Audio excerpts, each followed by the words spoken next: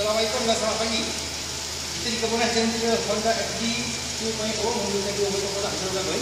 Untuk stage yang pertama kita akan habiskan 1 botol melalui hose vacuum biasa di sini selalu untuk Honda FD seperti itu.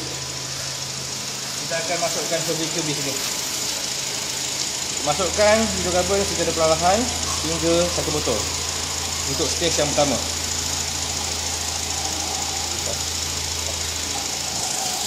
Okey, selepas selesai proses yang pertama, masukkan 1 botol hidrokarbon melalui kereta ni, kita akan flushing melalui exhaust system.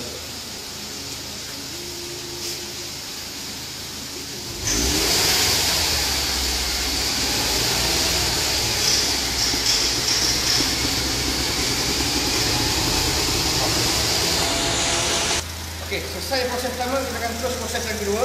Masuk lagi 1 botol produk hidrokarbon. Masuk juga secara perlahan hingga 1 botol. Selesai saja proses yang kedua ni, kita akan terus tukar injek minyak secara perlahan untuk mengeluarkan karbon melalui exhaust system. Asap dan kekurangan, kita dah boleh terus pandu kereta kita seperti biasa. Lagi zero, lagi hero, bisa langsung di Kuantan Pantai Timur.